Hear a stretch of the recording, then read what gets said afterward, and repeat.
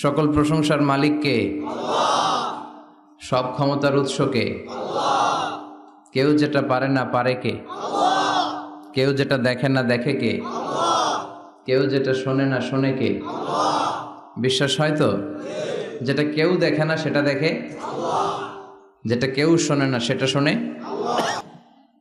তিনি সব ক্ষমতার আধার, সবচাইতে শক্তিশালী, সব রাজার বড় রাজা, মহারাজা, ঠিক কি না?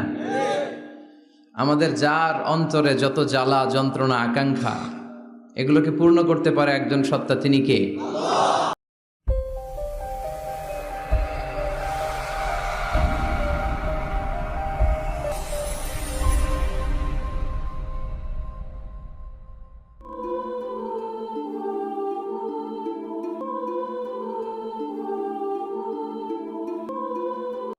হাদিসে কুদসিতে আল্লাহ বলেন, তোমরা যদি পৃথিবীর সবাই মিলে কোনো বিশাল এক ময়দানে দাঁড়িয়ে দুহাত তুলে ফরিয়াদ করো আর বলো, আল্লাহ আমাকে এটা দাও, ওটা দাও, নারী দাও, গাড়ি দাও, বাড়ি দাও, সব দাও, আল্লাহ একের পর এক পৃথিবীর সব মানুষের সব চাওয়াগুলোকে যদি পাওয়াতে রূপান্তরিত করে সবও যদি দিয়ে দেয়, আল্লাহর ধন ভাণ্ডারের 1 ইঞ্চিও কমবে না। এজন্য চাইতে হবে একজনের কাছে, তিনি কে? সে আল্লাহর জন্য আমরা সবাই পড়ছি আলহামদুলিল্লাহ। আওয়াজ করে পড়েন, রব্বানা লাকাল হামদ হামদান কাসীরান তাইয়্যিবান মুবারাকান ফি ইয়া রাব্বি লাকাল হামদু কামা ইয়ানবাগি লিজালালি ওয়াজহিকা ওয়া আযীমি সুলতানিকা লাকাল হামদু বিল ঈমান লাকাল হামদু বিল ইসলাম লাকাল হামদু বিল কুরআন। আড়াইবাড়ি দরবার শরীফের মরহুম হাফিজ মাওলানা গোলাম জিলানী সাইদি আল কাদরি রহমতুল্লাহ আলাই ও মরহুম শাহ মোহাম্মদ গোলাম সাদেক সাইদি রহমতুল্লাহ আলাই, ওনাদের স্মরণে আমার নানা ভাই গত বছর এই জায়গাটাতে বসা ছিলেন, অথবা এই জায়গাটাতে কথা বলেছিলাম। আমি পিএইচডির কাজে বছরের বেশিরভাগ সময় মালয়েশিয়াতে থাকি, তো এবারও যাওয়ার সময় আমাকে বিদায় দিলেন, বললেন যে আমার জন্য দোয়া করো, হয়তো এবার এসে আর আমাকে দেখতে পাবা না। তাই হলো, যারা চলে যায় ওনারা বেঁচে যায়, বিপদে পড়ে আছে আমরা, ঠিক কিনা? ওনাদের ওই পালাটা শেষ, কেউ থাকতে পারবে না। বিশ্বনবীও চলে গেলেন, বিশ্বনবীরও এই এন্তেকালের মৃত্যুর যে কষ্ট, এটা ভোগ করা লেগেছে, ঠিক কিনা? এজন্য কারো রেহাই নাই। আকসিরু যিকরা হাযিমিল লাযযাত, জীবনের সব স্বাদকে পানসা করে দেয় ওই কষ্টের বিষয়, মানে মরণকে বেশি বেশি স্মরণ করো। কিন্তু আমরা মৃত্যুর কথা বেমালুম ভুলে যাই। আমাদের লাইফস্টাইল দেখলে মনেই হয় না যে আমরা এই পৃথিবী ছেড়ে চলে যাব, ক্ষণিকের জন্য এসেছি। বিশ্বনবীর সাহাবারা বলতেন, যখন সকাল হয় সন্ধ্যার জন্য অপেক্ষা করো না, আবার যখন সন্ধ্যা পর্যন্ত পৌঁছবে পরদিন সকালের জন্য অপেক্ষা করো না, তার আগেই ডাক চলে আসতে পারে, ঠিক কিনা? আবার বিশ্বনবী বলতেন, নামাজে যখন দাঁড়াও, সল্লু সলাতান মুআদ্দিয়া, মনে করো এটাই তোমার জীবনের হতে পারে শেষ নামাজ। Perform the Salah as if this is your last and final prayer, এমনভাবে সালাত পড়ো মনে করো হতে পারে এটা জীবনের শেষ নামাজ। এজন্য কেউ থাকতে আসি নাই, চলে যাব। আমার নানা ভাই যেমনি চলে গেলেন আমরাও চলে যাব, ঠিক কিনা? শুয়ে আছেন আমাদের পাশেই, আমরা দোয়া করি আল্লাহ তাআলা ওনার কবরটাকে তুমি জান্নাতুল ফেরদাউসের বাগান বানাও, ওনার কবরের সাথে জান্নাতের একটা কানেকশন তৈরি করে দাও। আমার নানা ভাইয়ের যে স্বপ্নগুলো ছিল, যে অসমাপ্ত কাজগুলো ছিল, এগুলো যেন বর্তমান পীর সাহেব গোলাম পরওয়ার সাইদি আরাফাত উনি আপনাদের সবাইকে একসাথে নিয়ে অসমাপ্ত কাজগুলো যেন সমাপ্ত করতে পারে, আমরা দোয়া করি। আমরা আওয়াজ করে পড়ি আমিন। আজকের এই প্রোগ্রামের সভাপতিত্ব করছেন মাওলানা গোলাম পরওয়ার সাইদি আরাফাত, পীর সাহেব, আড়াইবাড়ি দরবার শরীফ, কুমিল্লা। আল্লাহ পাক ওনার যোগ্যতাকে আরো বাড়িয়ে দিক। আপনাদের সবাইকে নিয়ে আড়াইবাড়ি দরবারের যত দায়িত্ব আছে সবগুলো দায়িত্বের জন্য সুচারুরূপে উনি পালন করতে পারে, আল্লাহ তৌফিক দান করুন। আমার আগে কথা বলেছেন হযরত মাওলানা আল্লামা সাদিকুর রহমান আজহারি সাহেব, এর আগে কথা বলেছেন আমার আরেক নানা ভাই গোলাম সরওয়ার সাইদি পীর সাহেব। দরবারের অনেক বড় বড় ওলামায়ে কেরাম আজকে কথা রেখেছে, যারাই কথা রেখেছে নিশ্চয়ই কোরআন থেকে কথা বলেছে। সবগুলো কথা যেন আমরা আমল করতে পারি, আল্লাহ তুমি তৌফিক দাও। এই মাহফিলগুলোর অ্যারেঞ্জমেন্ট করা হয় যাতে আমাদের জীবনের পরিবর্তন আসে। আমরা আসলে ভুলে গেছি যে আমরা চলে যাব, মাটির কবর কিন্তু আমাদের সবাইকে যেতে হবে, ঠিক কিনা? একদিন মাটির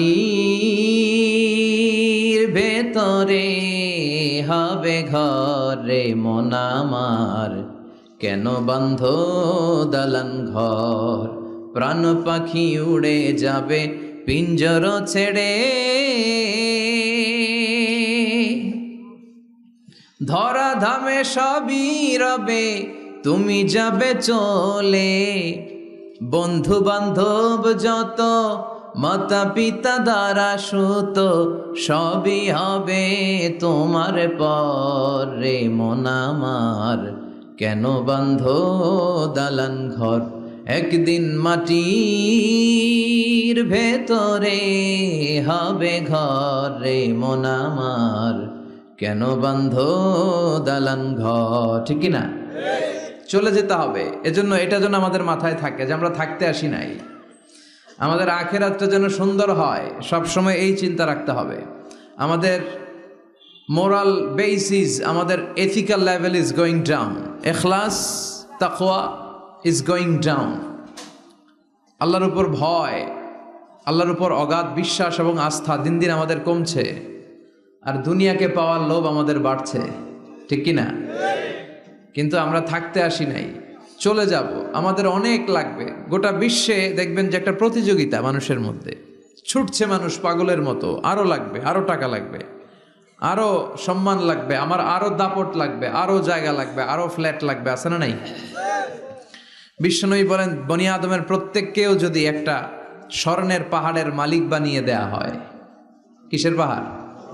কথা বলেন। আচ্ছা, একটা স্বর্ণের পাহাড়ের মালিক যদি আপনি হন, আপনার পুরো 14 পুরুষ মিলে ওই স্বর্ণের পাহাড় যদি বিক্রি করেও খান, ওই পাহাড়ের অর্ধেকও শেষ করতে পারবেন? বিশ্বনবী বললেন, প্রত্যেককে যদি একটা স্বর্ণের পাহাড়ের মালিকও বানিয়ে দেয়া হয়, প্রত্যেকে চাবে আরো একটা স্বর্ণের পাহাড় কেমনে নেওয়া যায়। কত বড় টাকা, ঠিক কিনা? ওয়ালাই আমলা আফাহু ইল্লা তুরাব, কবরের মাটি ছাড়া কোনো কিছু বনি আদমের এই মুখকে বন্ধ করতে পারবে? আরো লাগবে, খাই খাই খাই খাই, আরো দাও, পাই নাই, এরকম অসন্তোষ আছে না নাই? অল্প খাবেন, অল্প পড়বেন, অল্প জমাবেন, অল্পের ভেতরে বরকত দিছে কে? এজন্য বেশি বেশি আমরা করব না, অল্পে সন্তুষ্ট থাকব, আর শুকর করব একজনের, তিনি কে? কারণ তিনিই পারেন আপনার মনের সব জ্বালা যন্ত্রণা দূর করে দিতে। আল্লাহ পাক আমাদেরকে সহি সমঝ দান করুক।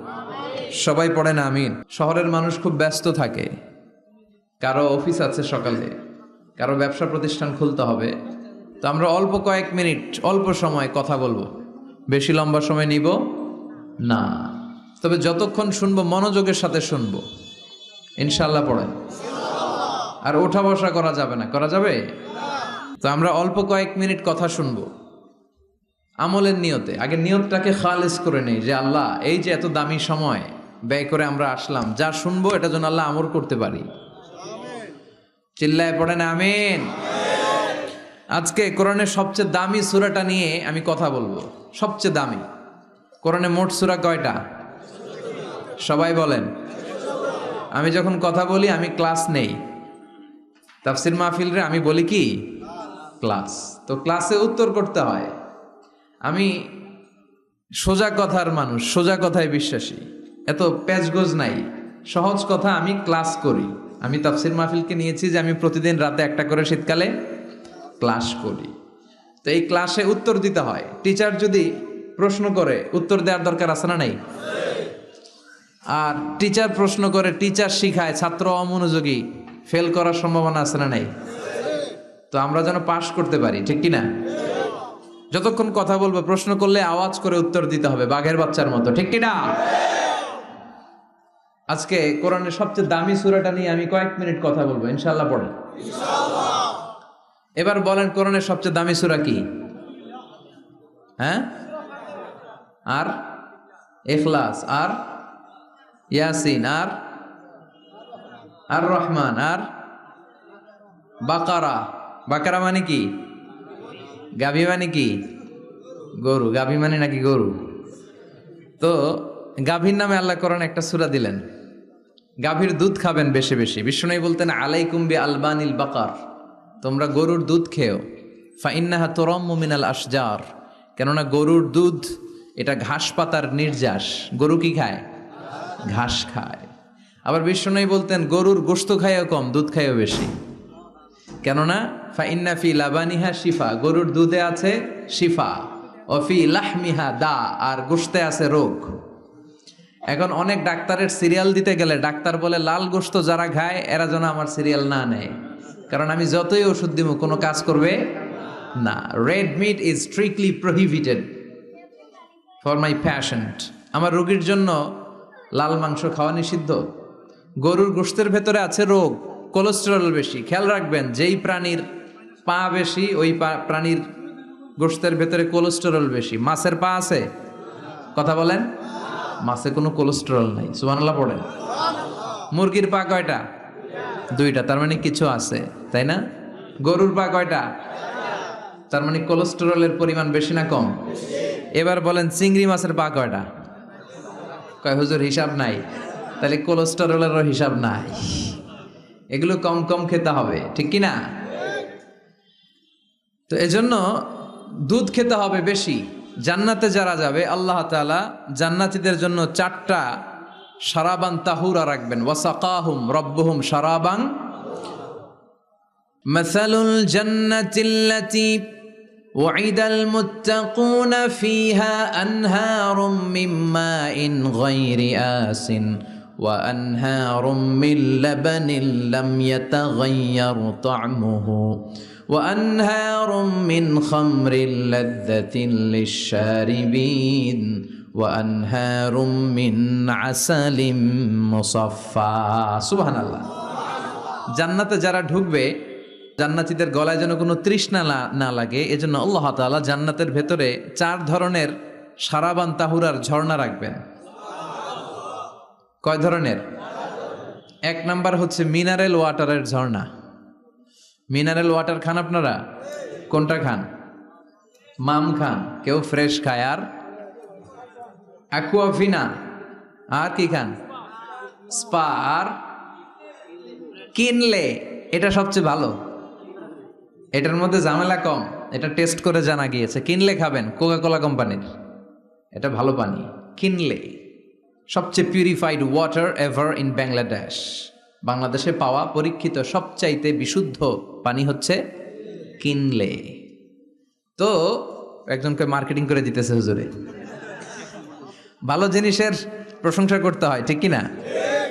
তো জান্নাতে যারা যাবে তাদের জন্য আল্লাহ তাআলা 4 ধরনের শারাবান তাহুরা রাখবে। সুবহানাল্লাহ কইবেন না? 1 নাম্বার মিনারেল ওয়াটার, মিনারেল ওয়াটারের ঝর্ণা, আপনি ওখান থেকে দেদারসে পান করবেন। নাম্বার 2 দুধের ঝর্ণা, দুধের ঝর্ণা, ফ্রেশ মিল্ক এর ঝর্ণা থাকবে। নাম্বার 3 মধুর ঝর্ণা, মধু খাবেন বেশি বেশি, মধুর মধ্যেও শিফা আছে। এই কোরআনে 2টা জিনিসের ক্ষেত্রে আল্লাহ উল্লেখ করেছেন শেফা। এক হচ্ছে কোরআন, কোরআনটা নিজেই শেফা, সুবহানাল্লাহ। আর হচ্ছে মধু, মধুর ভিতরে শেফা আছে না নাই? আছে। তো বিশুদ্ধ পানির ঝর্ণা, দুধের ঝর্ণা, মধুর ঝর্ণা, আরেকটা থাকবে মদের ঝর্ণা। সুবহানাল্লাহ বাড়িতে গিয়ে বললেন। দুনিয়াতে মদ খাওয়া হারাম করছে কে? আর ওই আল্লাহ জান্নাতে আপনাদেরকে মদ খাওয়াবে। বোতলের মদও আছে, এটার নাম রাহিকুম মাখতুম, সিল্ড ওয়াইন। মিজাজুহা কাফুরা, কর্পূরের ফ্লেভার থাকবে। মিজাজুহু মিন তাসনিম, তাসনিমের ফ্লেভার থাকবে। মিজাজুহা জঞ্জাবিলা, জিঞ্জার ফ্লেভার, আদার ফ্লেভার থাকবে। সুবহানাল্লাহ পড়ে। কিন্তু ওই মদ খেলে মুখে দুর্গন্ধ হবে না, মাথায় মাতলামি আসবে না। আল্লাহু আকবার। কারণ ওই মদটা জান্নাতের যে সুন্দর সুন্দর সুঘ্রাণওয়ালা গাছ আছে, ফুল আছে, ওই ফুলের নির্যাস থেকে আল্লাহ বানাবেন। সুবহানাল্লাহ পড়েন। তো এই জন্য 4 ধরনের সুপেয় পানি আল্লাহ তাআলা জান্নাতীদের জন্য রাখবেন। এর চেয়েও দামি একটা পানি রাখবেন, ওইটার নাম হচ্ছে আল কাউসার। কি নাম? পড়েন, ইন্না আ'তাইনাকাল কাউসার ফাসাল্লি লিরাব্বিকা ওয়ানহার ইন্না শানিআকা হুয়াল আবতার। সুবহানাল্লাহ। কাউসারের একটা ঝর্ণা থাকবে। এই কাউসারের পানি আহলা মিনাল আসাল, হাউজে কাউসারের পানি মধুর চেয়েও মিষ্টি। আবিয়াদু মিনাল লাবান, দুধের চেয়েও সাদা। আব্রাদু মিনাস সালজ, বরফের চেয়েও ঠান্ডা। এক ঢোক যে খাবে চিরকালের জন্য তৃষ্ণা মিটে যাবে। এই সবগুলো যেন আল্লাহ আমরা পান করতে পারি। আরো জোরে পড়েন আমিন। জান্নাত এমন জায়গা যে জায়গায় শুধু শান্তি আর শান্তি। জান্নাতে অশান্তি আছে?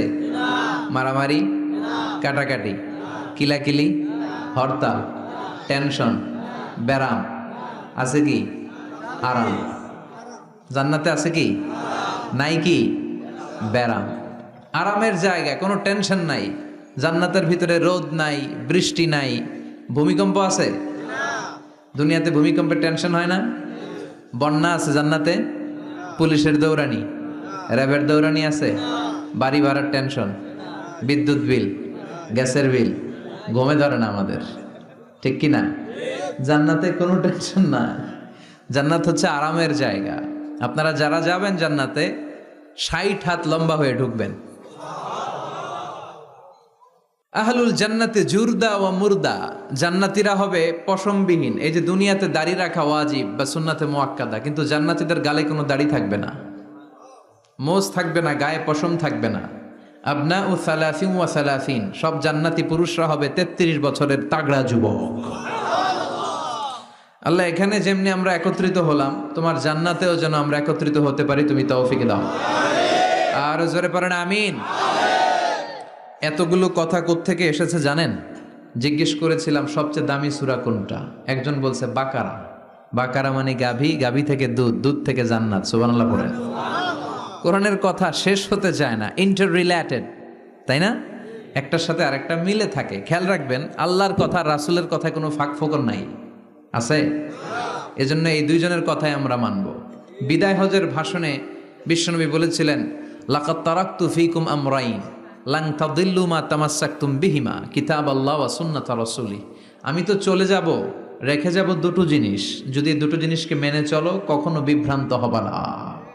একটা হচ্ছে আল্লাহর কিতাব, আর একটা হচ্ছে বিশ্বনবীর সুন্নাত। এই দুইটা আমরা আঁকড়ে ধরবো। রাজি আছেন তো? পৃথিবী যেদিকে যাক, আমি থাকবো দুইটা নিয়ে, ইনশাআল্লাহ। পড়েন। কোরআনের সবচেয়ে দামি সূরা কোনটা বলেন? ফাতিহা। কিছু বলতেছে ফাতিহা, পিছনের ভাইরা কি বলবেন? হ্যাঁ, ইয়াসিন। আর আচ্ছা, এবার বলেন, আমি সহজ করে দিই, বলেন কোন সূরা না পড়লে নামাজ হয় না? এবার ক্লু পাইছে, এবার ক্লু পেয়েছে। এই সূরা ছাড়া নামাজ হয় না। আমি যদি পড়াই হবে না, এই মসজিদের ইমাম সাহেব পড়াইলে হবে না, কিন্তু বাইতুল মুকাররমের খতিব পড়াইলে আবার হবে। হবে না? শাইখ আব্দুর রহমান সুদাইস পড়ালে তো হবেই। খাইছে কত বড় মুফতি দেখছেন, ফতোয়া দিয়ে দিচ্ছে জি না, আসলেই হবে না। কারণ এটা এমন সূরা, এই সূরা না পড়লে নামাজ হয় না। বিশ্বনবী বুখারীর বর্ণনায় বলেছেন, আ'যামুস সুওয়ার ফিল কোরআন, কোরআনের সবচেয়ে দামি সূরা। এটা আমার বানানো কথা না, সবচেয়ে দামি সূরা। এই সূরার মতো সূরা কোরআনে তো নাই, তাওরাতের ভেতরেও নাই, ইনজিলের ভেতরেও নাই, জাবুরের ভেতরেও নাই। 60টা মাত্র আয়াত। কয়টা? কার কার মুখস্থ নাই হাত তোলেন। সূরা ফাতিহা মুখস্থ নাই কার কার? হাত তোলেন। হিন্দু ভাই নাই কেউ? আমাদের অনেক মাহফিলে হিন্দুরা আসে, হিন্দুদেরও মুখস্থ। সুবহানাল্লাহ কইবেন না? আমি একবার লঞ্চের ভেতরে তুফানে পড়ছিলাম, তো লঞ্চ ডুবে যাবে তুফানের ধাক্কায়। তো দেখলাম লঞ্চের ভেতরে শুধু মুসলমানরাই জিকির করে না, হিন্দুরাও জিকির করে। তুফান থেমে যায়, জিকিরও থেমে যায়। কত বড় ডাকাত! তুফান শুরু, জিকিরও। সবার মুখে এক চিৎকার, বাঁচাও। আমি বললাম কে বাঁচাবে? কে? হুজুর আমনে। ভাবছে আমি দোয়া কালাম পড়লে বেঁচে যাবে। তো আমি বললাম আমি যে বাঁচাবো, আমারে বাঁচাবে কে? মনে রাখবেন, কেউ বাঁচাতে পারে না, একজন ছাড়া। চিৎকার করে বলতে হবে তিনি কে। কোরআনের সবচেয়ে দামি সূরার নাম সবাই বলেন। এই সূরাতুল ফাতিহার মাত্র 7টা আয়াত। কয়টা আয়াত? এই 7টা আয়াত নিয়ে কয়েক মিনিট একটু আল্লাহর রাস্তায় কুরবানি করা যাবে না? কান দুইটা খরগোশের মতো খাড়া করেন। খরগোশ কান খাড়া করে শুনে, এজন্য খুব পিন ড্রপ সাইলেন্ট, পিন পতন নীরবতাও খরগোশ কান দিয়ে শুনতে পায়। এই সূরাটা হচ্ছে আউয়ালুস সূরা নাযালা কামিলান মিনাল কোরআন, কোরআনের সর্বপ্রথম নাজিল হওয়া পূর্ণাঙ্গ সূরা। এই সূরার আগে কোন সূরা পূর্ণাঙ্গ একসাথে নাজিল হয় নাই। কোন সূরার 5 আয়াত, 10 আয়াত, 20 আয়াত। আপনারা যে এখন সুন্দর কোরআন দেখতেছেন, বিশ্বনবীর সময় কি এই কোরআন ছিল? না। 23 বছরের লম্বা জিন্দিগিতে বিশ্বনবীর কাছে এই কোরআন নাজিল হয়েছে। পরবর্তীতে এটার কম্পাইলেশন করা হয়েছে, scripture, holy scripture, the Quran, whereof there is no doubt, no suspicion in it, and a guidance to those who are muttaqin. এটা এমন বই যেটাতে আল্লাহ কোনো ভুল রাখে নাই, মুত্তাকিনদের জন্য এটা পথ নির্দেশিকা হিসেবে আল্লাহ পাঠিয়েছে। পড়েন সুবহানাল্লাহ। তো সূরাতুল ফাতিহার আগে অনেক সূরা নাজিল হয়েছে, কিন্তু একটু একটু করে, পুরোটা একসাথে না। এই সূরাটা পুরোটা একসাথে সর্বপ্রথম নাজিল হয়েছে।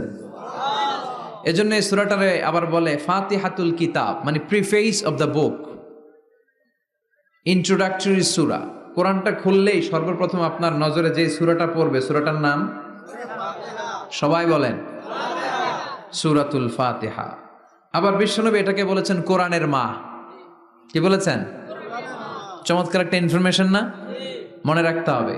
তাহলে কোরআনের মায়ের নাম কি? মনে থাকবে? বলেন তো, সকল পৃথিবীর সব শহরের জনপদের মায়ের নাম কি? মাক্কাতুল মুকাররমা। তেমনি কোরআন আল কারীমের মায়ের নাম হচ্ছে সূরাতু আল ফাতিহা। এরপরে বিশ্বনবী বলেছেন এই সূরাটা হচ্ছে সূরাতুল ওয়াফিয়া, অখণ্ড সূরা। এই সূরাকে খণ্ড খণ্ড করে পড়া যায় না। কেউ প্রথম রাকাতে সূরাতুল ফাতিহার অর্ধেক, দ্বিতীয় রাকাতে বাকি অর্ধেক যে পড়ছে, হয়েছে? কিন্তু কেউ প্রথম রাকাতে সূরা আর রহমানের 10 আয়াত, পরের রাকাতে বাকি 10 আয়াত, কোনো সমস্যা আছে? সমস্যা নাই। তার মানে এই সূরার নাম সূরাতুল ওয়াফিয়া, অখণ্ড সূরা। মানে এই সূরাকে খণ্ড খণ্ড করে পড়া যায় না, পড়লে পুরোটাই পড়তে হয়। সুবহানাল্লাহ পড়েন। আবার এই সূরার আরেকটা নাম হচ্ছে সূরাতুদ দোয়া, দোয়ার সূরা। কিসের সূরা? কেমন করে আল্লাহর কাছে প্রার্থনা করতে হয়, দোয়া করতে হয়, ফরিয়াদ করতে হয়, সে কথা এই সূরার ভেতরে আছে না নাই? কারণ এই সূরাতে আমরা প্রতিদিন একটা দোয়া করি, ইহদিনাস সিরাতাল মুস্তাকিম। মানে কি? আল্লাহ আমাকে সরল সঠিক পথ দেখাও। আমাদেরকে পথ দেখায় কে? চিল্লায় বলেন। আমি যদি কোনো দিন পথে ভুলে যাই, হাত ছানি দিয়ে কাছে নিও, মমতার বন্ধনে আমায় বেঁধে সব ভুল ক্ষমা করে দিও। আমি যদি কোনো দিন পথে ভুলে যাই, হাত ছানি দিয়ে কাছে নিও, মমতার বন্ধনে আমায় বেঁধে সব ভুল ক্ষমা করে দিও। পড়ে না আমিন। আমরা যদি পথ ভুলে যাই, আমাদের পথ দেখায় কে? এজন্য এই সূরাটার নাম সূরাতুদ দোয়া, প্রার্থনার সূরা। কেমন করে আল্লাহর কাছে প্রার্থনা করতে হয় এই সূরার ভেতরে আছে না নাই? এরপরে এই সূরার নাম হচ্ছে সূরাতুস সালাত, নামাজের সূরা। কিসের সূরা? সব সূরা ছাড়া নামাজ হয়, সূরাতুল ফাতিহা ছাড়া নামাজ হয় না।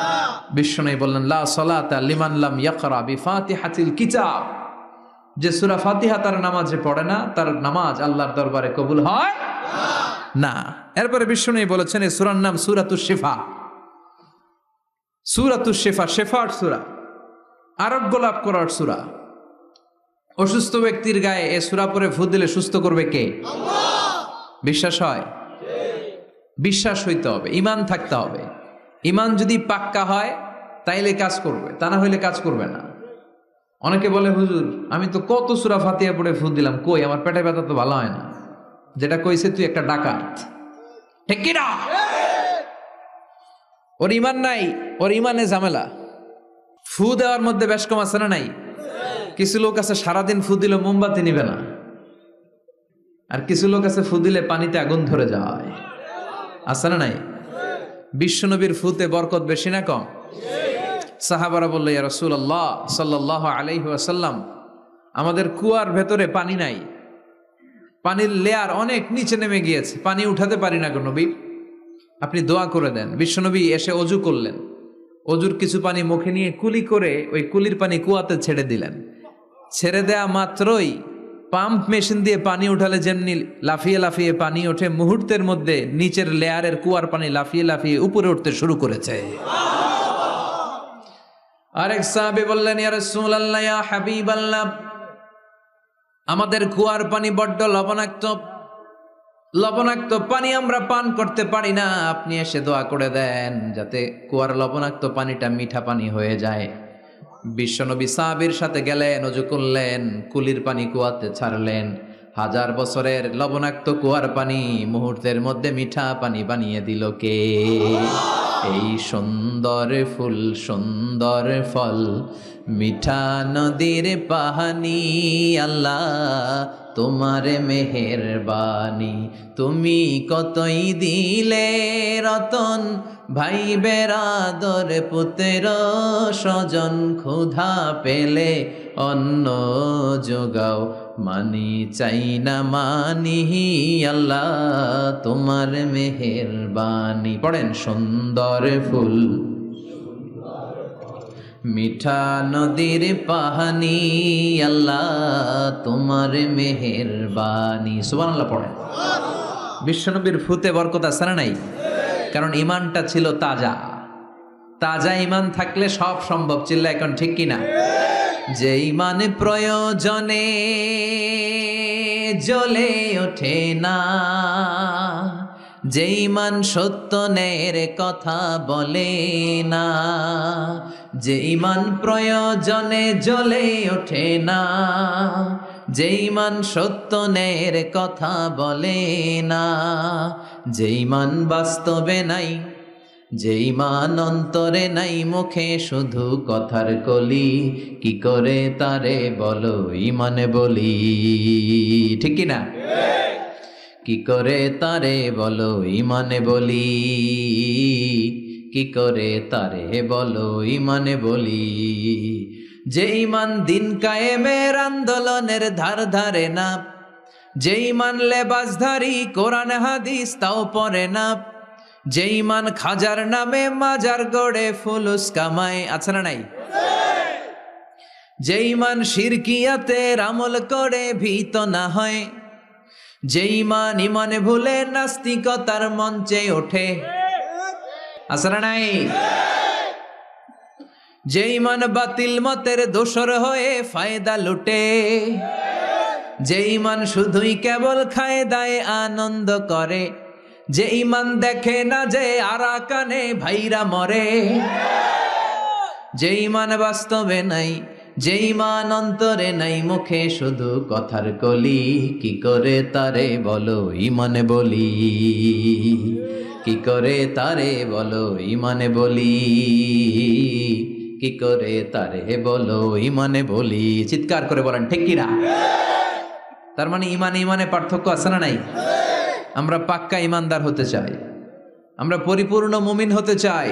যে ইমান ছিল আবু বকরের অন্তরে, যে ইমান ছিল ওমরে ফারুকের অন্তরে, আল্লাহ তুমি কবুল করো। তাহলে এই সূরা এমন সূরা, যে সূরা পরে ফু দিলে অসুস্থরে সুস্থ করে দেয় কে? বিশ্বাস হয়? ইমান আছে তো? গন্ডগোল নাই তো? ফু দিলে সুস্থ হয়ে যাবে। সূরাতুশ শিফা। নিজেই নিজেকে রুকিয়া করবেন, তাবিজ ঝুলাবেন না। তাবিজ ঝুলাতে বিশ্বনবী নিষেধ করেছেন। যে তাবিজ ঝুলায় আল্লাহ তাআলা ওই তাবিজের উপর তাকে ন্যস্ত করে দেয় আর বলে আমার রহমত তোর থেকে তুলে নিলাম, দেখি তোরে কে বাঁচায়। এজন্য আজ থেকে তাবিজ যা আছে ছিঁড়ে ফেলবেন। আল্লাহ সহি সমঝ দান করো। তো তাবিজ যারা পড়েন ছিঁড়ে ফেলবেন আজকে। রাজি আছেন তো? ছিঁড়ে কি করবেন? সূরা ফাতিহা পড়বেন, পড়ে ঝাড়ফুঁক চলবে আজকে থেকে। ঝাড়ফুঁক করা সুন্নাহ। আর তাবিজ দেয়া হচ্ছে বিদআহ, যেটা বিশ্বনবী শেখায় নাই, সাহাবারা শিখায় নাই, ওইটাতে আমরা যাব না। ঝাড়ফুঁক করবেন। আয়াতুল কুরসি পড়লে জিনভূত আসতে পারে? কথা বলেন। সূরা ফাতিহা পড়লে আর অসুস্থতা থাকতে পারে? বিশ্বনবীর সাহাবারা একবার সফরে বেরোলেন। সফরে বেরিয়ে হঠাৎ দেখলেন মরুভূমির মাঝখানে কিছু লোক জটলা পাকিয়ে রেখেছে, একটা লোক শুয়ে আছে। আবু সাঈদ আল খুদরি ছিলেন ওই সফরের লিডার। বললেন কি হয়েছে? তারা বলল আমাদের নেতাকে সাপে কামড় দিয়েছে, আরেক বর্ণনায় বিচ্ছু কামড় দিয়েছে, বিষের ব্যথায় আমাদের নেতা মারা যাবে। তারা নানা ধরনের বৈদ্যরাজ কবিরাজদেরকে এনে মন্ত্র পড়াচ্ছিল, সবাই মন্ত্র পড়ছিল, ছু মন্ত্র ছু কালিকুত্তার ঘু। ছোট বাচ্চারা পড়ে, বুঝানোর জন্য বললাম, তারা হয়তো অন্য কিছু পড়ছিল। তো এই যে এগুলো পড়ে ফু দিলে কি ভালো হয়? কথা কন, আরো রোগ বাড়ে, ঠিক কিনা? বাচ্চার হাতে দুইটা, গলায় 3টা, কোমরে 4টা, এগুলোর ওজনেই তো বাচ্চা অসুস্থ হয়ে যাবে। কথা বুঝতে পেরেছেন? আবার কোমরে লাগায়, এটারে কি বলে? কাইতন। কি কয়? তাগা। চাচাই বলতেছে তাগা। তাগা টাগা লাগাবেন না। সূরা ফাতিহা পড়ে আজকে থেকে ফু দিতে হবে। আমার মাইকের আওয়াজ নিশ্চয়ই শহরের অনেক দূর যাচ্ছে। মায়েরা, বোনেরা শুনে রাখবেন, অসুস্থ আপনি সূরা ফাতিহা পড়ে ফু দেন। বিশ্বনবী রাতের বেলায় বিছানায় যাওয়ার আগে সকাল সন্ধ্যা 3 কুল পড়ে হাতে ফু দিতেন। এরকম 2 হাতটা একসাথে করে এখানে ফু দিয়ে মাথা থেকে শুরু করে মেসেজ করতেন পা পর্যন্ত, দেহের যতটুকু জায়গায় যায়। সূরাতুল ইখলাস, সূরাতুল ফালাক, সূরাতুন নাস, এই 3টা সূরাকে একসাথে বলে কুল আস-সালাসা, মানে 3 কুল। কি বলে? এই 3 কুল পড়ে না, যায় লিটন দেওয়ানের কাছে। কই যায়? লিটন দেওয়ান কিছু করতে পারে? তারপর হাতের রেখাতে অনেকে ভাগ্য বলতে চায়, এটা ভুয়া কথা। এই হাতের রেখায় কোনো ভাগ্য থাকে না। আপনারা শুনলেই কিছু মানবেন না, আপনারা কোরআন হাদিস দিয়ে যাচাই করবেন, দলিল খুঁজবেন। কি খুঁজবেন? দলিল। 1.5 কাঠার একটা জায়গা কুমিল্লা শহরে কিনবে, এটার দলিলটা ঠিক আছে কিনা দেখার জন্য পাগল হয়ে যায়। নিজে বুঝে না, আরেকজনের কাছে যায় যে পাক্কা বুঝে, দেখেন দলিলটা ঠিক আছে কিনা। তো 1.5 কাঠা জায়গার দলিল ঠিক আছে কিনা পাগল হয়ে গেলেন। যেই জান্নাতের দাম গোটা দুনিয়াটারে 10,000 বার বিক্রি করলেও জান্নাতের একটা চেয়ারের দাম হবে না, ঠিক কিনা? তো ওই জান্নাত আপনি পাবেন যেই আমল করে, ওই আমলের দলিল লাগবে না? কথা বলেন। তবে বিনয়ের সাথে, কারো কাছে যখন দলিল চাবেন বিনয়ের সাথে আগে বুঝে নিবেন কার সাথে কথা বলতেছেন। You have to know who you are talking with, you don't know who you are dealing with. অনেকে জানে না কার সাথে কেমন করে কথা বলতে হয়। এজন্য আমি বলি যে জাননেওয়ালার উপরও জাননেওয়ালা আছে। তোমার অনেক পড়তে হবে, অনেক জানতে হবে, তাহলে তুমি সব বুঝবা, ঠিক কিনা? তো আমরা ঝাড়ফুঁক করব। আবু সাইদ খুদরি বলল, এই ছুমন্তর সু কালিকুত্তার ঘু, এটাতে কিছু হবে না। আমার কাছে এমন জিনিস আছে, এটা দিয়ে ফু দিলে ভালো করে দেয় কে? সবাই বলল, তাহলে আমাদের নেতাকে ভালো করো। আবু সাইদ খুদরি বলল, তাহলে আমার ছাগল দিতে হবে, 1 পাল ছাগল। ওরা রাজি হলো। সবাইকে সরিয়ে উনি বসলেন। এই জীবনে প্রথম উনি রুকিয়া করেছেন।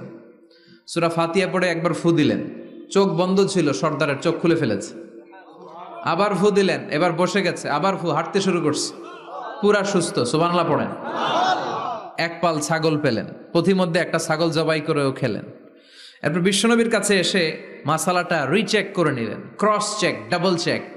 আপনারা এখন ইউটিউবের সময় না, যে কোনো জিনিস সার্চ দিলেই সব পাওয়া যায়, আপনি জানতে পারবেন।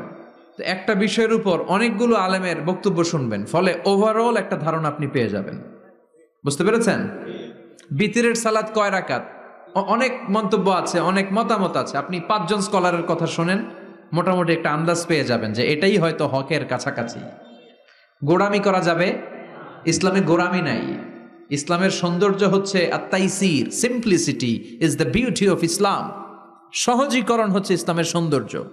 বিশ্বনবীকে যে কোনো অপশন দিলে সবচেয়ে সহজ অপশনটা নিতেন। সুবহানাল্লাহ পড়েন। বিশ্বনবীর কাছে এসে বললেন, ইয়া রাসূলুল্লাহ, সূরা ফাতিহা দিয়ে ঝাড়ফুঁক করে এক বর্ণনায় 100টা, আরেক বর্ণনায় 30টা ছাগল আমরা পেয়েছি। পথিমধ্যে একটা ছাগল জবাই করে আমরা খেয়েছি। এই যে কোরআন দিয়ে ফু দিয়ে আমরা ছাগল আনলাম, খাইলাম, এই ছাগল নেওয়াটা জায়েজ হয়েছে কিনা বলেন। মাসালা ক্রস চেক করতে আসছে, ডাবল চেক, দেখে বিশ্বনবী কি বলে। বিশ্বনবী বলেন, জায়েজ হয়েছে মানে কোরআনের দাম বাড়ায় দিয়ে আসছিস বেটা। আল্লাহু আকবার। কোরআনের দাম তোমরা বাড়িয়ে দিয়ে এসেছো। 30টা বা 100টা ছাগল যাই পাইছো তোমরা, ভাগ বটোয়ারার পরে 2-1টা থাকলে আমারও দিও। তো এটাকে বলে সূরাতুশ শিফা। কোরআনের ভেতরে শিফা দিয়েছে কে? ওয়া নুনাজ্জিলু মিনাল কুরআনি মা হুয়া শিফাউন ওয়া রাহমাতুল লিল মুমিনিন ওয়া লা ইয়াজিদুল যালিমিনা ইল্লা খাসারা। এই কোরআনের মধ্যে আমি শিফা দিয়েছি, রহমত দিয়েছি, বরকত দিয়েছি। মুমিনদের জন্য কোরআনকে শিফা বানিয়েছে কে? সূরাতুশ শিফা মনে থাকবে? এই যে পীর সাহেব হুজুরের কাছে যে আসেন ফু দেওয়ার জন্য, যে হুজুর ফু দেন, হুজুর কি পড়ে ফু দেয় জানেন? আজকে গোমর ফাঁস করে দিয়ে যায় হুজুরের, সূরাতুল ফাতিহা পড়ে ফু দেয়। হুজুরের কাছেও আইসেন, আপনারাও ফু দিয়েন, নিজেরাও দিবেন। সবসময় যে হুজুরের কাছ থেকে নিতে হবে তা না, আব্বা আম্মার কাছ থেকে নিবেন। আব্বার কাছ থেকে নিলে এটা সবচেয়ে দামি ফু, ঠিক কি না? 2 গ্লাসে পানি, উনি কিন্তু আমার আব্বা, জানেন? এজন্য আব্বা আম্মার কাছ থেকে দোয়া চাইতে হবে। 2 গ্লাসে পানি, পৃথিবীর সবগুলা পীর সাহেবরে বললাম হুজুর এই গ্লাসে একটু ফু দেন, হুজুর আমার ফু দিয়ে দিল। আমার আব্বা উনি আরেক গ্লাসের পানির মধ্যে ফু দিয়ে দিল, মুহূর্তের মধ্যে আমার আব্বার ফুটা কাজে লেগে যাবে। গোটা পৃথিবীর পীর সাহেব একদিকে, বাবা মার দোয়া আর ফু আরেকদিকে, ঠিক কি না? তো এই জন্য সূরাতুল ফাতিহার এক নাম হচ্ছে সূরাতুশ শিফা। কি নাম? সূরাতুশ শিফা। আবার এই সূরার আরেক নাম হচ্ছে সাবউল মাসানি, নিত্য পাঠনীয় সপ্তবাক্য। নিত্য পাঠনীয় সপ্তবাক্য, যেই সূরাটা প্রতিদিন পড়া হয়। রব্বুল আলামিন বলেন ওয়ালাকাদ আতাইনাকা সাবআম মিনাল মাসানি ওয়াল কুরআনাল আযীম। ও নবী, আমি আপনাকে নিত্য পাঠনীয় 7টা বাক্য দান করেছি, সাথে সাথে কোরআনে আজিম দান করেছি। সুবহানাল্লাহ। নিত্য পাঠনীয় 7টা বাক্য, এমন 7টা বাক্য এই সূরাতুল ফাতিহা, যে 7টা বাক্য সব সময় পড়তে হয়। যারা প্রতিদিন নামাজ পড়ে, শুধু ফরজ নামাজ পড়ে, তার 17 বার পড়তে হয় এই সূরাটা। সুবহানাল্লাহ মাহফিলের পরে। আর যারা সুন্নাত সহ পড়ে, তাদের প্রতিদিন 32 বার এই সূরাটা পড়তে হয়। তাহলে যেই লোকটার বয়স হয়েছে 50 বছর, সে যদি নামাজি হয়ে থাকে, একটু হিসাব করেন, লোকটার বয়স কত? 50। আর লোকটা নামাজি না বেনামাজি? নামাজি। নামাজি লোক বয়স 50 বছর, তাহলে এই 50 বছরে সে যে কত লক্ষবার সূরা ফাতিহা পড়ছে ও নিজে জানে? সুবহানাল্লাহ কই? আল্লাহু আকবার। এমন সূরা যেটা প্রতিদিন পড়তে হয়। আবার বিশ্বনবী বললেন লা তুহসা আজাইবুহু ওয়ালা তাবলা গরাইবুহু ফিহি মাসাবিহুল হুদা ওয়া মানারুল হিকমা। কোরআন এমন কিতাব, সূরাতুল ফাতিহা এমন সূরা, এই সূরার আশ্চর্যান্বিতার কোনো শেষ নাই। এই সূরা কোনোদিন পুরান হয় না। যাদের 80 বছর বয়স, কত কোটিবার আপনি সূরা ফাতিহা পড়ছেন? বুকে হাত দিয়ে বলেন তো, কখনো কি আপনার মনে হয়েছে যে প্রত্যেক দিন নামাজটা শুরু করলে এই সূরাটা দিয়ে শুরু করতে হয়? কত কোটিবার বললাম, আর ভাল লাগে না, পুরান পুরান লাগে। বুকে হাত দিয়ে বলেন, দাঁড়ান একজন, যে হুজুর আমার কাছে আর ভাল লাগে না, সূরাতুল ফাতিহা পড়তে পড়তে এটা পুরান লাগে, কালকে থেকে কুল হুয়াল্লাহ দিয়ে শুরু করুন। এরকম ডাকাইতে আছে কেউ? নাই, কারণ কোরআন কখনো পুরান হয় না। যতই পড়ি ততই নতুন। চিল্লায় পড়েন আল্লাহু আকবার। এজন্য বিশ্বনবী বললেন, ও উম্মতেরা শোনো, 60টা আয়াত বিশিষ্ট এই সূরাটাকে দেখতে ছোট মনে হয়, সবার মুখস্থ, প্রত্যেকের কলিজার ভেতরে আছে। তোমাদের কাছে সাধারণ মনে হয়, সূরাটা সাধারণ না, অসাধারণ করে সূরাটারে নাজিল করেছে কে? পড়েন সবাই, আউযু বিল্লাহি মিনাশ শাইতানির রাজীম, বিসমিল্লাহির রহমানির রহিম, আলহামদুলিল্লাহি রাব্বিল আলামিন, আর রহমানির রহিম, মালিকি ইয়াউমিদ্দিন, ইয়াকা না'বুদু ওয়া ইয়াকা নাস্তাঈন, اهدنا الصراط المستقيم صراط الذين أنعمت عليهم غير المغضوب عليهم ولا الضالين। চিল্লায় পড়েন আমিন। আর জোরে আমিন। আপনাদের মনোযোগ আছে না গেছে? কষ্ট হচ্ছে? কি বলেন? আমার তো কষ্ট হচ্ছে। রাত বাজে 12টা 5, এখনো আপনাদের ধৈর্যচ্যুতি হয় নাই? কফি খেয়ে আসছেন বোধহয়। কি কফি খাইছেন বলেন? Nescafe, espresso, মকা, লাটে, old town coffee, Starbucks, এগুলো খেয়ে আসছেন? কষ্ট হচ্ছে না তো? ফজর পড়তে কষ্ট হবে তো আপনাদের? শুনবেন আরো 2-1 মিনিট? কতক্ষণ শুনবেন? হ্যাঁ, আল্লাহ তুমি কবুল করো। আরো জোরে পড়েন আমিন।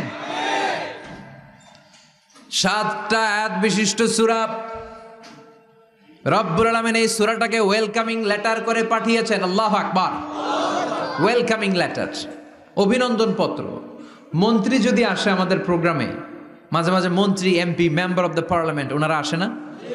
আসলে আমরা ওয়েলকামিং লেটার দেই, স্মারকলিপি দেই, অভিনন্দন পত্র দেই, ঠিক কিনা? অভিনন্দন পত্রের ভেতরে 3টা জিনিস থাকে। কয়টা? চিল্লায় বলেন। প্রথমে থাকে প্রশংসা, মন্ত্রীর প্রশংসা। এরপর থাকে পরিচয়, এরপর থাকে দাবি দেওয়া। 3টা পার্ট থাকে একটা ওয়েলকামিং লেটারে। কয়টা পার্ট? প্রথমে থাকে প্রশংসা। মন্ত্রীর প্রশংসা করি যে আপনি 1000 বছরের শ্রেষ্ঠ সন্তান, আপনার চেয়ে ভালো মানুষ এই এলাকায় নাই, আপনার চরিত্র ফুলের চেয়েও পবিত্র। এগুলো আমরা বলি, প্রশংসা করতে হয়, ঠিক কিনা? দ্বিতীয় পর্যায়ে থাকে ওয়েলকামিং লেটারের ভেতরে নিজেদের পরিচয়, আপনারা কারা। তারপর আমরা পরিচয় দিই যে আমরা এই মসজিদের গভর্নিং বোর্ডের মেম্বার্স, আমরা এই মসজিদের লোক, আমরা এই হাই স্কুলের সদস্য, আমাদের একটা একাডেমিক ভবন লাগবে, আমাদের মসজিদের 3 তলার কাজ ধরেছি, ওইটা লাগবে, ওইটা লাগবে। এগুলো আমরা পরে বলি, আমরা নিজেদের পরিচয় দেই। প্রশংসার পরে আমরা পরিচয়, যে আমরা এই মাহফিলের ইন্তেজামিয়া কমিটি, আমরা এই স্কুলের গভর্নিং বোর্ডের সদস্য, নিজেদের পরিচয় দেই। প্রশংসাও করলাম, পরিচয়ও দিলাম। এরপরে আছে কি? দাবি দেওয়া। আমাদের দাবি মানতে হবে, নইলে গদি ছাড়তে হবে। এরপরে আমরা দাবি দেওয়াতে যাই। তো সূরাতুল ফাতিহাটাকে আল্লাহ তাআলা এরকম একটা ওয়েলকামিং লেটারের মতো করে পাঠালেন। আল্লাহ বুঝাতে চাইলেন প্রতিদিন পড়বি তো, এজন্য 3 ভাগ করে দিলাম। সুবহানাল্লাহ। প্রথম 3টি আয়াতে আমি রব্বুল আলামিনের প্রশংসা তোরা করবি। চতুর্থ আয়াতে তোরা তোদের নিজেদের পরিচয় আমার কাছে পেশ করবি। এরপরে শেষ 3টা আয়াতে তোদের দাবি দেওয়া বিনয়ের সাথে আমার কাছে পেশ করবি। প্রথম 3 আয়াতে প্রশংসা কার? আল্লাহ বললেন আলহামদুলিল্লাহি রাব্বিল আলামিন, সকল প্রশংসার মালিক হলেন আল্লাহ, যিনি হলেন জগৎ সমূহের রব। আল্লাহু আকবার। হামদুন মানে প্রশংসা। হামদুন মানে কি? প্রশংসা কার? কম কম না বেশি বেশি? বিশ্বনবী মসজিদে নববীতে ইমামতি করছেন, আল্লাহু আকবার বলে নামাজ শুরু করলেন, কেরাত পড়লেন, রুকুতে গেলেন, রুকু থেকে দাঁড়িয়ে বিশ্বনবী পড়লেন সামি আল্লাহ। পেছন থেকে সাহাবারা ছোট্ট আওয়াজে গুনগুনিয়ে পড়লেন রব্বানা রব্বানা ওয়ালাকাল হামদ। এক সাহাবী নিজ থেকে ফিসফিস করে পড়লেন হামদান কাসীরান তাইয়িবান মুবারাকান ফি। 4টা অতিরিক্ত শব্দ নিজ থেকে বানিয়ে পড়লেন। কয়টা? 4টা শব্দ আমার সাথে সাথে আওয়াজ করে পড়েন। হামদান কাসীরান তাইয়িবান মুবারাকান ফি। আবার পড়েন হামদান কাসীরান তাইয়িবান মুবারাকান ফি। 4টা শব্দ। বিশ্বনবী সালাত শেষ করলেন, সালাত শেষে তিনি আওয়াজ করে পড়তেন আল্লাহু আকবার, 3 বার পড়তেন আস্তাগফিরুল্লাহ। এরপর আজকারগুলো পড়ে তিনি সাহাবাদেরকে বললেন, কে অতিরিক্ত 4টা তাসবিহ পড়েছো? দাঁড়াও, আমি তো এই 4টা তাসবিহ শিখাই নাই, কে পড়েছো? কেউ দাঁড়ায় না, ভয়। বিশ্বনবী অভয় দিলেন, দাঁড়াও, আমি কিচ্ছু বলবো না। এক সাহাবী দাঁড়ালেন, দাঁড়িয়ে বললেন ইয়া রাসূলুল্লাহ, আমি পড়েছি। বিশ্বনবী বললেন, কেন পড়েছো? এই হামদান কাসীরান তাইয়িবান মুবারাকান ফি, এই 4টা তাসবিহ তো আমি শিখাই নাই, পেলে কোত্থেকে? সাহাবী বলে ইয়া রাসূলুল্লাহ, ইয়া হাবিবাল্লাহ, আল্লাহর তাসবিহ যখন আমি পড়ি, আল্লাহর জিকির যখন আমি পড়ি, কম কম পড়লে আমার পোষায় না, আমার পড়তে হয় বেশি বেশি।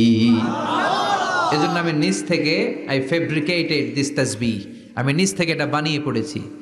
বিশ্বনবী বললেন, ও সাহাবী, ভয় পেও না, চিন্তা করো না।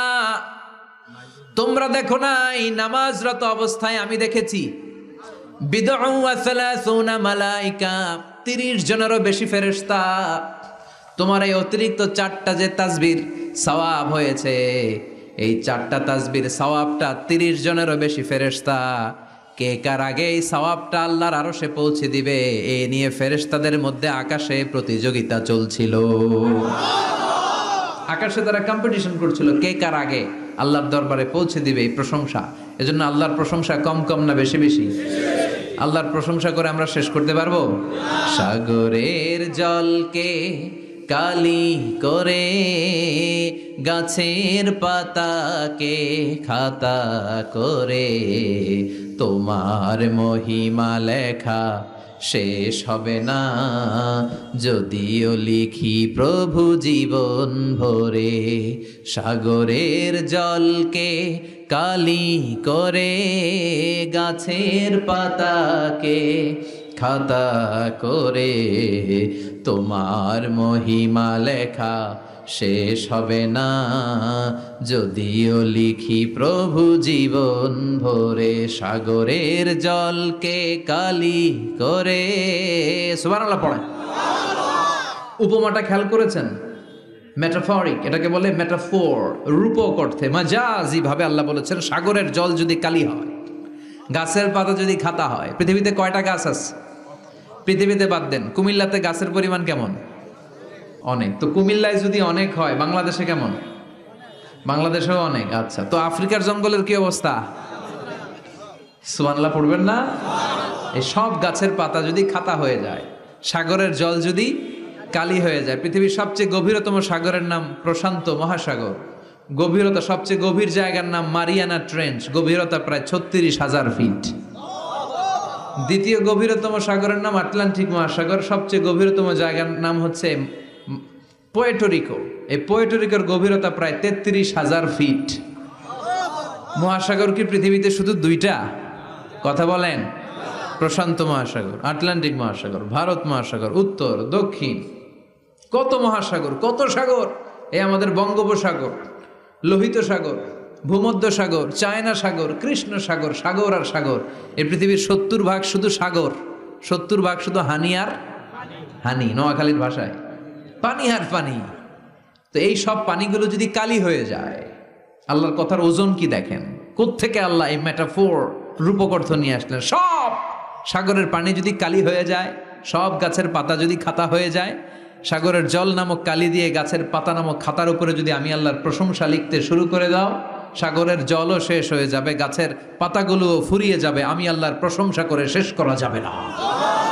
قُلْ لَوْ كَانَ الْبَحْرُ مِدَادًا لِكَلِمَاتِ رَبِّي لَنَفِدَ الْبَحْرُ قَبْلَ أَنْ تَنْفَدَ كَلِمَاتُ رَبِّي وَلَوْ جِئْنَا بِمِثْلِهِ مَدَدًا। সুবহানাল্লাহ পড়ো। সব ফুরিয়ে যাবে, ফুরাবে না আল্লাহর প্রশংসা। এজন্য আল্লাহ আলহামদু দিয়ে শুরু করলেন। সকল প্রশংসা, হামদুন মানে প্রশংসা, আর এর সাথে আলিফ আর লাম যখন অ্যাটাচ করে দেয়া হলো, তখন প্রশংসার যত ধরন হতে পারে, যত আকসাম হতে পারে, যত প্যাটার্ন আর ডিজাইন হতে পারে, সব প্রশংসার একচ্ছত্র অধিপতি একজন। চিল্লায় বলেন, তিনি কে? এই পৃথিবীতে আল্লাহর সবচেয়ে বেশি প্রশংসা করেছেন বিশ্বনবী মুহাম্মদ সাল্লাল্লাহু আলাইহি ওয়াসাল্লাম। আবার নিজেও প্রশংসিত। ওনার এক নাম আহমদ, মানে যিনি সবচেয়ে প্রশংসা করে। আবার মুহাম্মদ মানে নিজেও প্রশংসিত। জান্নাতীদেরকে নিয়ে বিশ্বনবী যখন কিয়ামতের দিন বিচার শেষে জান্নাতের দরজায় যে কড়া নাড়বে, ওই দিন বিশ্বনবীর হাতে একটা পতাকা থাকবে। ওই পতাকার মধ্যে ওই শব্দটা লেখা, সূরাতুল ফাতিহার প্রথম শব্দ যেটা। সূরাতুল ফাতিহার প্রথম শব্দ কি? আলহামদু। বিশ্বনবীর হাতের পতাকায় ওইটা লেখা থাকবে, লিওয়াউল হামদ, প্রশংসার পতাকা। সুবহানাল্লাহ পড়বেন না? তার মানে আমরা এই সিদ্ধান্তে উপনীত হলাম যে সব সময় প্রশংসা করতে হবে একজনের। তিনি কে? আল্লাহ বললেন আলহামদু আলহামদু লিল্লাহ। সব প্রশংসার মালিক হলেন আল্লাহ। কি সুন্দর নাম তার, কি মজার নাম। আলিফ লাম লাম হা, আলিফ লাম। সবাই বলেন আলিফ লাম লাম হা। আওয়াজ করে আলিফ লাম লাম হা। এটা কার নাম? আল্লাহর নামটা জপতে কেমন লাগে? হৃদয় থেকে এই গভীর রাতে আল্লাহর একটা ডাক দেন তো, বলেন আল্লাহ। প্রাণটা জুড়িয়ে আবারও আল্লাহরে ডাকেন, বলেন ইয়া আল্লাহ। নামটা মজা লাগে না? আল্লাহ বলেন হুয়াল আউয়াল ওয়াল আখির ওয়াল যাহির ওয়াল বাতিন। তিনি প্রথম, তিনি শেষ, তিনি প্রকাশ্য, তিনি গোপন। সুবহানাল্লাহ। তার মানে প্রথমে কে? শেষে কে? প্রথমে আল্লাহ আল্লাহ, শেষেও আল্লাহ আল্লাহ। আকাশে আল্লাহ আল্লাহ, জমিনে আল্লাহ আল্লাহ। সবাই পড়েন, প্রথমে আল্লাহ আল্লাহ, শেষেও আল্লাহ আল্লাহ। আকাশে আল্লাহ আল্লাহ, জমিনে আল্লাহ আল্লাহ। নিখিল জাহান গায়ে গুণগান তার নামে গায়, আমরাও গাহি তাআলা হামদে বারি তাআলা, হামদে বারি তাআলা, হামদে বারি তাআলা। সুবহানাল্লাহ পড়েন। আলহামদুলিল্লাহ, সকল প্রশংসার মালিক কে? আল্লাহ বললেন সকল প্রশংসার মালিক হলাম আমি, আর আমি হলাম রব্বিল আলামিন, জগৎ সমূহের রব। আল্লাহর আরেক নাম হলো রব। আল্লাহর আরেক নাম কি? কবরের প্রথম প্রশ্ন কি? মার রব্বুক, তোমার রব কে? আমাদের উত্তর কি? আমরা বলবো আল্লাহ আমারে রব, আল্লাহ আমারে রব। দমে দমে তনু মনে তারি অনুভব, আল্লাহ আমারে রব। তোমার দুনিয়াতে আমি যেদিকে তাকাই, অথই নিয়ামাতে ডুবে আছি সবাই। পাখ পাখালির গানে শুনি তাসবিহ কলরব, তাসবিহ কলরব, আল্লাহ আমারে রব। ওনার নাম হচ্ছে রব। নাম কি? এজন্য আমরা যখন দোয়া করি, দোয়ার শুরুতে কোন শব্দ থাকে? রব। রব্বানা যালামনা আনফুসানা ওয়া ইল্লাম তাগফির লানা ওয়া তারহামনা লানাকুনান্না মিনাল খাসিরিন। রব্বানা আতিনা ফিদ দুনিয়া হাসানাতাও ওয়া ফিল আখিরাতি হাসানাতাও ওয়া কিনা আযাবান নার। মুসা আলাইহিস সালামের জিহ্বা দিয়ে কথা বের হয় না, উনি দোয়া করলেন রব্বিশ রাহলি সাদরি ওয়া ইয়াসসিরলি। তার মানে সব দোয়ার শুরুতে কার নাম? আবার যখন আমরা রুকুতে যাই আমরা পড়ি সুবহানা রাব্বিয়াল। আবার যখন আমরা সেজদায় ঢলে পড়ি আমরা পড়ি সুবহানা রাব্বিয়াল আ'লা। চিল্লায় এখন ঠিক কিনা? রব মানে হচ্ছে সাস্টেইনার, বিধানদাতা, রিজিক দাতা, পালন কর্তা। আল্লাহর একটা নাম হচ্ছে রব। আমাদের রব কে? আল্লাহ। রব কারে বলে একটু সহজে আজকে বুঝিয়ে দিয়ে যাই। রব হচ্ছে যার যখন যেটা যতটুকু দরকার তাকে তখন সেটা ততটুকু যিনি চাওয়ার আগেই দিয়ে দেয়, তার নাম রব। বুঝতে পেরেছেন? সহজ হয়েছে না কথাটা?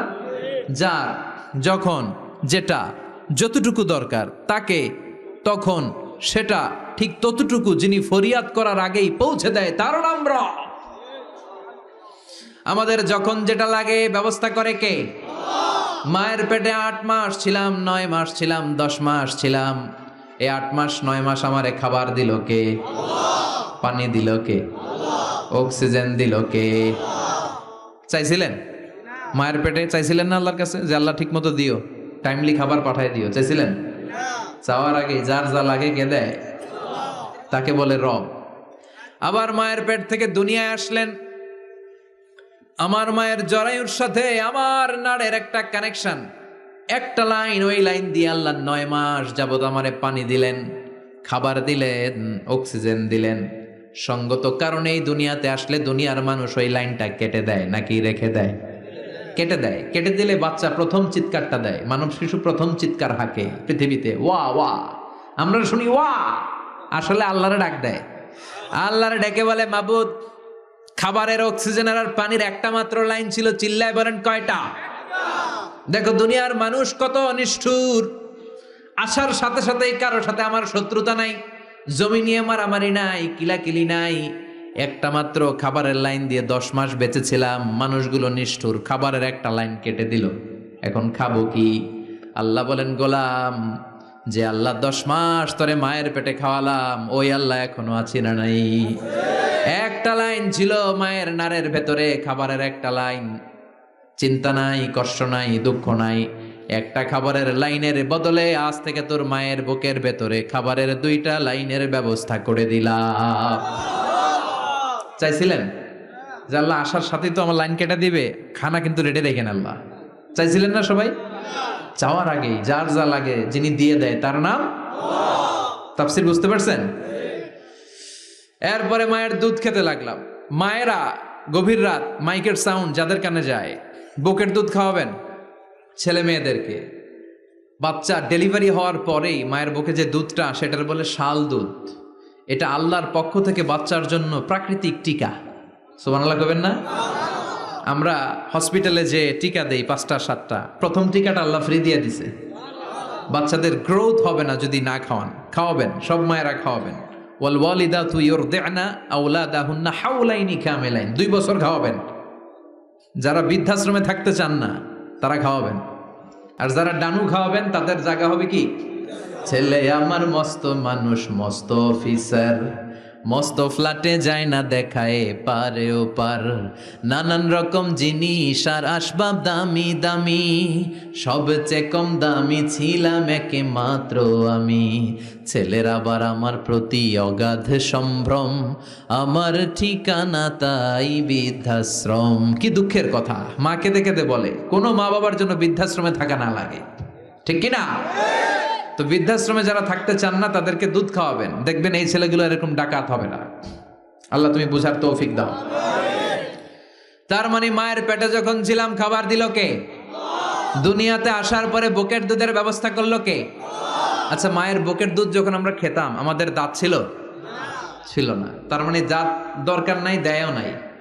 বয়স আমার 1 বছর 2 বছর যখন হইতে শুরু করলো, একটু বড় হয়েছে, এখন তো শুধু দুধে চলবে না, এখন মাছ খাইতে হবে, গোশ খাইতে হবে, কুরবানির হাড্ডি চাবাইতে হবে, কথা কন। তো এখন আমার দাঁতের দরকার আছে না নাই? দাঁত যখন দরকার ছিল না দেয় নাই, যখনই দরকার তখনই দিছে কে? আবেদন করছিলেন না অনলাইনে? কথা কন। অনলাইনে আবেদন করছিলাম তো আমরা, জাল্লা বয়স যখন ঠিক এই পর্যায়ে চলে যাবে দাঁত দিও তুমি, দাঁত চাইছিলেন? চাওয়ার আগে যিনি দেয় তার নাম। দেখেন বাংলাদেশে ভাল্লুক, উল্লুক, বাঘ যেগুলো আছে এগুলোর গায়ের পশমগুলো পাতলা। এই বাঘই যেগুলো স্ক্যান্ডিনেভিয়ান কান্ট্রিগুলোতে, সাইবেরিয়াতে আছে, ডেনমার্কে আছে, সাইবেরিয়াতে, তারপর নরওয়েতে, অসলোতে যেই বাঘ ভাল্লুকগুলো আছে ওদের চামড়া ইয়া মোটা, মনে হয় যেন প্রাকৃতিক কম্বল দিয়ে আল্লাহ এই সিংহটারে তৈরি করছে। উট শুধু আরব দেশেই নাই, আরব দেশের উটের চামড়া বড় পাতলা, কিন্তু নরওয়ে আর স্ক্যান্ডিনেভিয়ান ওই বরফের এলাকাতে উট হয়, ওই উটের গায়ের মধ্যে ইয়া লম্বা লম্বা পশম। তার মানে ওখানে প্রচন্ড ঠান্ডা, ওখানে সার্ভাইভ করতে গেলে, বাঁচতে হলে গায়ের মধ্যে মোটা কম্বল লাগবে। চাওয়ার আগেই ওই প্রাণীগুলোরে কম্বল দিয়ে পাঠিয়েছে কে? আবার এই দেশের প্রাণীগুলোর চামড়া যদি মোটা হতো, উলের পশম থাকতো আর কম্বলের মতো সেটিং করা থাকতো, এই দেশের বাঘ ভাল্লুক গুলার কষ্ট হতো। তাই এদেশের বাঘ ভাল্লুক আর ওটের চামড়া পাতলা করেছে কে? সুবহানাল্লাহ কইবেন না? যার যখন যেটা যতটুকু দরকার তাকে তখন সেটা ততটুকু চাওয়ার আগে যিনি দেয় তার নাম। যেখানে যতটুকু লাগে। কুমড়া গাছ, লাউ গাছের নিচে কেউ বিশ্রাম নেয়? বিশ্রাম নেয় কই? বট গাছের নিচে। সুবহানাল্লাহ কইবেন না? একজন লোক ছোটবেলা গল্প শুনেছি, বট গাছের নিচে শুয়ে শুয়ে আল্লাহরে গালি দিচ্ছে। আল্লাহর কেমন বিবেক, ইয়া বড় বট গাছ আর বট ফলগুলা এত ছোট ছোট, আর লাউ গাছ আর কুমড়া গাছের ইয়েটা কি খুব মোটা না চিকন? চিকন হয়ে এরকম বেড়ে ওঠে লাউ গাছ। লাউ গাছরে দিল আল্লাহ এত চিকন করে, ফল দিছে এত মোটা। আর এত বিশাল বড় বট গাছ, এটার ফল হলো এত ছোট। তো আল্লাহর গালি দিতে দিতে কোন সময় যে ঘুমাই গেছে নিজেও জানে না। হঠাৎ করে নাকের মধ্যে ছটাং করে বট ফল পড়ছে একটা, লাভ দিয়ে উঠছে, নাক দিয়ে রক্ত বেরোয়া শুরু হয়েছে। রক্ত মুছতে মুছতে মনে মনে ভাবে, আসলেই তো আমি বড় একটা উল্লুকা পাঠা। আজকে এই বট গাছের মধ্যে যদি লাউয়ের মতো ফল দিত, কুমড়ার মতো ফল দিত, আমার নাকের উপরে ওই লাউ আর কুমড়া বললে আমি থাকতাম না, আমি বিদায় হয়ে যেতাম, অক্কা পেয়ে যেতাম, ঠিক কিনা? যেখানে যেটা যেভাবে যতটুকু দরকার তার নাম। চিৎকার করে তার নাম। আল্লাহ বললেন আমি হলাম রব্বিল আলামিন, জগৎ সমূহের রব। আলাম মানে একটা জগৎ, আলামিন মানে অনেক জগৎ, মাল্টি ডাইমেনশনাল ইউনিভার্স। উদ্ভিদ জগতের রব তিনি, প্রাণী জগতের রব তিনি, সাগর জলের অতল গহ্বর জগতের রব তিনি, মহাকাশের জগতের রব তিনি, সৌর জগতের রব তিনি, অদৃশ্য জগতের রব তিনি। চিল্লায় বলেন ঠিক কিনা? এজন্য আল্লাহ বললেন আলহামদুলিল্লাহ রাব্বিল আলামিন। যত জগৎ আছে সব জগতের রব আল্লাহর জন্য প্রশংসা। রাজি আছেন? আরো শুনবেন? শেষ করে দেই। আর রহমানের রাহিম, তিনি দয়ার সাগর। তিনি দয়ালু, তিনি মায়াবী, তার মায়ার শেষ নাই, তার দয়ার শেষ নাই, তিনি দয়ার সাগর। আল্লাহ তুমি দয়ার সাগর, রহমানুর রহিম, তোমার দয়াই পূর্ণ আমার সারা নিশিদিন। সুবহানাল্লাহ পড়েন। আল্লাহ বলেন রাহমাতি ওয়াসিআত কুল্লা শাই, সব জায়গায় আমার রহমত বিস্তৃত, এমন কোন জায়গা নাই যেই জায়গায় আমি আল্লাহর রহমত নাই। আল্লাহর রহমত ছাড়া পৃথিবীতে কিছু হয় নাকি? এই যে আজকে বসে আছি, ওয়াজ শুনতেছি, কার রহমতে? কার দয়ায়? আল্লাহ বললেন এই রহমত, দয়ার, ভালোবাসারে আমি সৃষ্টি করার পরে 100 টুকরা করলাম। কয় টুকরা? 100 টুকরা করার পরে নিজের মধ্যে আমি 99 টুকরা দয়ার ভালোবাসা রেখে দিলাম। 1 টুকরা দয়া মায়া পৃথিবীর সবার মাঝে ঢেলে দিলাম। সাইয়েদনা আদম থেকে শুরু করে up to the day of judgment, কিয়ামত পর্যন্ত সবার মাঝে আল্লাহ রহমতের 1 টুকরা দিছে, ছিটে ফোঁটা। হুজুর পাইছে একটু, আমি পাইছি একটু, উনি পাইছে, উনি সবাই মিলে আমরা 1 ফোঁটা ভাগে যোগে পাইছি দয়ার ভালোবাসা। সবাই মিলে 1 ভাগ ভালোবাসার, আর 99 ভাগ ভালোবাসা কার? ওনার ভালোবাসা বেশি না কম? 1 ভাগ ভালোবাসা আমরা পেয়ে পৃথিবীতে ভালোবাসার গানের শেষ নাই, ভালোবাসার মুভির শেষ নাই, ভালোবাসার উপন্যাসের শেষ নাই। 1 ভাগ ভালোবাসা আমরা পেয়ে কত ভালোবাসার গান, নাটক, সিনেমা। তো 1 ভাগ ভালোবাসার ঠেলা যদি এমন হয়, যার মধ্যে তিনি 99 টুকরা ভালোবাসা রেখে দিয়েছেন, তার ভালোবাসাটা কত? 1 টুকরা ভালোবাসার নমুনা হিসেবে আমরা দেখি ছেলের জন্য বাবা জীবন দেয়, আছে না নাই? ছেলেরে অ্যাক্সিডেন্ট থেকে বাঁচাতে যে ছেলেটারে ধাক্কা মেরেছে, গাড়ি এসে বাবারে থেতলে ফেলেছে। বন্যার পানিতে মা ডুবে যায়, ছোট কন্যাটারে বালতির মধ্যে ধরে রেখেছে, পানি খেতে খেতে মা দুনিয়ায় নাই, মেয়েটা মরে নাই, আছে না নাই? 1 টুকরা ভালোবাসার ছিটে ফোঁটা তুমি পেয়েছো। তার নমুনা যদি এমন হয়, 99 টুকরা ভালোবাসা নিয়ে যিনি আরশের উপরে আছে, তার দয়া কত? Do you feel that? Do you imagine that? আপনি কি এটা ফিল করেন? আপনাকে ফিল করতে হবে। এজন্য আল্লাহ বলে, গোলাম 24/7, 24 ঘন্টা আমার দরজা খোলা। কত পাপ করেছিস, কত অন্যায় করেছিস, কত পর্নোগ্রাফি দেখেছিস, কত হিন্দি সিনেমা দেখেছিস, কত অশ্লীল মেয়েদের নাচ দেখেছিস, রাত্রিবেলা নেকেড ভিডিও দেখেছিস, কত অন্যায় করেছিস, আজও আমার দরজা তোর জন্য খোলা আছে না নাই? চোখের পানি ছাড়, যায় নামাজটা বিছিয়ে দে, 2 রাকাত নামাজ পড়ে আমারে ডাক দে, ডাক দেওয়ার সাথে সাথে তোর দোয়া কবুল হয়ে যাবে। কত পাপ করেছিস, আল্লাহ ডেকে বলে, তোর পাপ যদি হয় খালের পানির সমান, বিলের পানির সমান, আমি আল্লাহর দয়া তো সাগরের পানির সমান। তোর পাপ যদি হয় পাহাড়ের সমান, জেনে রাখ আমি আল্লাহর দয়া আকাশের সমান। ভরসা লাগে? আল্লাহর উপর ভরসা লাগে না? মনে রাখবেন, এখানে আমরা সবাই পাপী। আমরা কি? কুল্লুকুম খাত্তাউন, খয়রুল খাত্তাইন আত-তাওয়াবুন। সবাই পাপী, কিন্তু সবচেয়ে ভালো পাপী ওই পাপী যেই পাপী পাপ করার পরেই তওবা করে। তওবা করতে রাজি আছেন তো? যত পাপ আপনার হোক, টেনশন নাই, আমাদের ভরসা একজনের উপর। চিল্লায় বলেন, তিনি কে? বনি ইসরাইলের এক আবেদ 100 বছর ইবাদত করেছে। কিয়ামতের দিন আল্লাহ খুশি হয়ে বলবেন, ও আল্লাহর ওলি, উদখুলিল জান্নাতা বিরহমাতি, go to the paradise with my mercy. আমার দয়ায় আর ভালোবাসায় জান্নাতে ঢুক। আল্লাহর ওলি বলবে, বালবি আমালি, আপনার দয়া দিয়ে জান্নাত কেন? আমার আমল দিয়ে যেতে চাই, আমি নামাজ তো কম পড়ি নাই, তো দয়া লাগবে কেন আপনার? আল্লাহ বলবেন, তাই? আমার দয়া ছাড়া তুই জান্নাতে যেতে পারবি? কি আমল করেছিস তুই? ওকে, লেটস মেক এ ক্যালকুলেশন, চল একটা হিসাব করি। তোর শত শত বছরের তাহাজ্জুদ গুলারে 1 পাল্লায় রেখে দে, আর দয়া করে মায়া করে দুনিয়াতে সৌন্দর্য দেখার জন্য চোখ যে দিয়েছি, চোখটা একটা পাল্লায় রেখে দে। 1 পাল্লায় 500 বছরের তাহাজ্জুদ, আরেক পাল্লায় কি? এই 2টি চোখ দিয়েছি বলে দেখো যে কত অপরূপ, নয়নাভিরাম খেতে খামারের জুড়াই জ্বালা, বিধুর ধূপ তোমার দেয়া চোখের শুকুর জানাবো তার ভাষা কই, যতই দেখি ততই যেন পলক ছাড়া চেরই। সুবহানাল্লাহ পড়েন। 1 পাল্লায় চোখ রাখা হবে, আর 1 পাল্লায় 500 বছরের তাহাজ্জুদ রাখা হবে। ওজন দেওয়ার পরে দেখা যাবে মুহূর্তের মধ্যে চোখের পাল্লা ভারী হয়ে গেছে। আল্লাহ বলেন এবার হিসাব বলে তুই জাহান্নামে যাবি, go to the hell fire, জাহান্নামে যা। কয় আল্লাহ মাফ চাই, দোয়াও চাই, জাহান্নামে আমি পড়তে পারব না, মাফ করে দেন, আমি বুঝি নাই।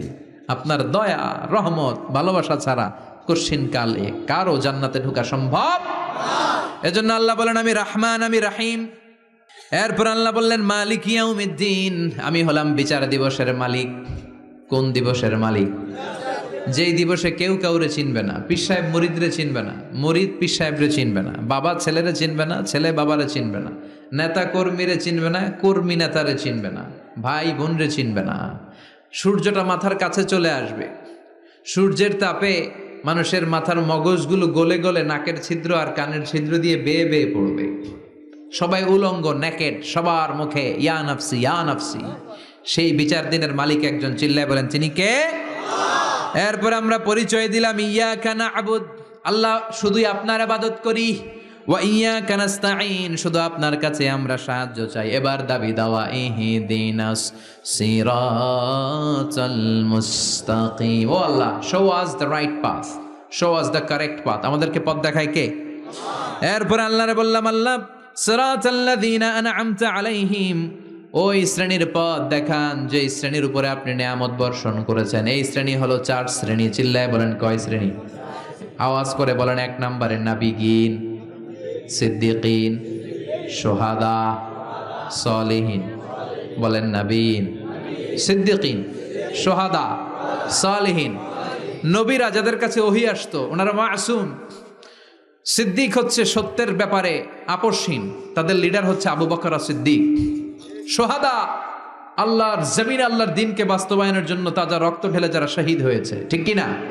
আমাকে শহীদ করে সেই মিছিলে শামিল করে নিও, যে মিছিলের নেতা মীর হামজা খোবায়েবে খাব্বাব আল্লাহর কাছে ছিল অতি প্রিয়, শামিল করে নিও। পড়েন আমিন।